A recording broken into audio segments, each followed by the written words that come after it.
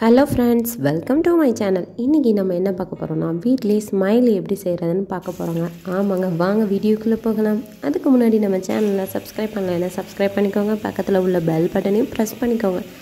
அப்போ தான் நம்மளோட வீடியோ உங்களுக்கு நோட்டிஃபிகேஷனில் வரும். ஃபஸ்ட்டு இந்த மாதிரி உருளைக்கிழங்க நல்லா கழுவிக்கிறணுங்க. ஏன்னா உருளைக்கிழங்குல மண் அதிகமாக இருக்கும். அதனால் நல்லா கழுவிட்டு நம்ம வேக வைக்கணுங்க. இப்போ இந்த கழுவின தண்ணியை சிங்கில் ஊற்றியாச்சு. இப்போ நம்ம வேக வைக்கலாம்.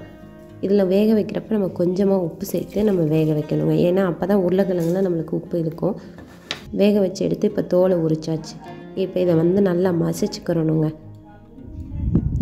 இதை நம்ம கையாலே மசிக்கலாம், இல்லைன்னா நம்ம பிளெண்டர் வச்சுருந்தோம்னா அதை வச்சும் மசிக்கலாம். இதில் கொஞ்சமாக நான் பச்சரிசி மாவு சேர்க்குறேன். இது பச்சரிசி மாவு சேர்க்குறதுக்கு பதிலாக நம்ம கார்ன்ஃப்ளவர் மாவு தான் சேர்க்கணும். கார்ன்ஃப்ளவர் மாவு குழந்தைங்களுக்கு நல்லது இல்லாதனால பச்சரிசி மாவு சேர்க்குறேங்க.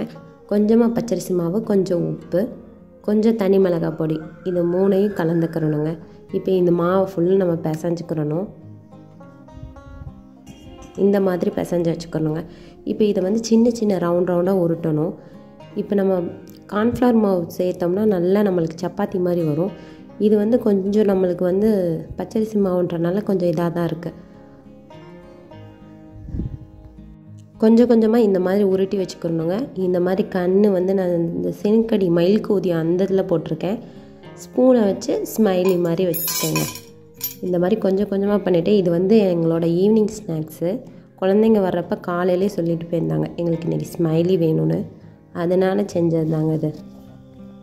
இந்த மாதிரி எல்லா உருண்டையிலையும் ஸ்மைலி பண்ணியாச்சுங்க. இப்போ இதை பொரிச்சு எடுக்கணும். அதுக்கு நான் ஃபஸ்ட்டு கொஞ்சம் தேங்காய் எண்ணெயை காய வச்சுட்டேன். இந்த தேங்காய் எண்ணெயில் கொஞ்சம் கொஞ்சமாக நம்ம போட்டு எடுக்கலாம்.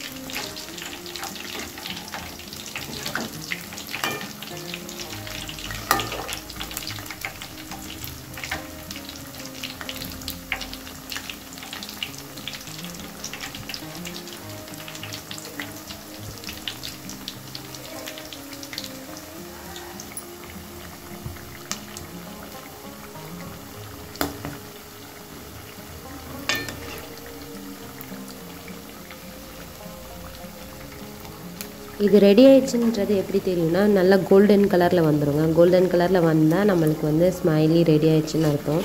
ஸோ இதனால் எடுத்துடலாம் நம்ம. இந்த மாதிரி குழந்தைங்களுக்கு பிடிச்சதை ஈவினிங் செஞ்சு கொடுத்தீங்கன்னா குழந்தைங்க நல்லா சாப்பிடுவாங்க. நம்மளுக்கும் ஒரு திருப்தியாக இருக்கும்.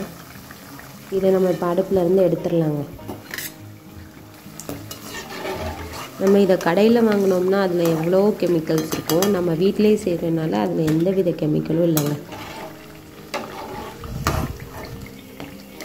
இது நான் ஒரு 3 மணி அளவில் தான் நேற்று செஞ்சேன். என் குழந்தைங்க சாப்பிட்டோன்னே சூப்பராக இருக்குமா அப்படின்னு சொல்லிச்சுங்க. எனக்கு பயங்கர சந்தோஷம். ஆனால் ஸ்மைலி பார்த்திங்கன்னா நம்மளுக்கு தெரியலை அதே மாதிரி. ஆனால் அது ஸ்மைலின்ற நம்பிடுச்சுங்க. இது ஸ்மைலி தான் இருக்குது, கண்ணு மூக்கெல்லாம் இருக்குது அப்படின்ட்டு. ஆனால் சாப்பிட்டுட்டு டேஸ்ட்டாக இருக்கணும்னு சொல்லிடுச்சுங்க. கண்டிப்பாக இந்த வீடியோ உங்களுக்கு பிடிச்சிருக்கும்னு நினைக்கிறேன். இதுதாங்க நாங்கள் செஞ்ச ஸ்மைலி கொஞ்சம் அப்பப்போ கோணலாக இருக்குது. ஆனால் டேஸ்ட் வைஸில் அந்த அளவுக்கு டேஸ்ட் பயங்கரமாக இருக்குது.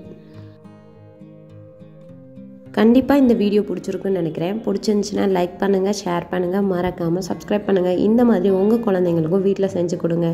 தேங்க்ஸ் ஃபார் வாட்சிங். நெக்ஸ்ட் வீடியோவில் பார்க்கலாம்.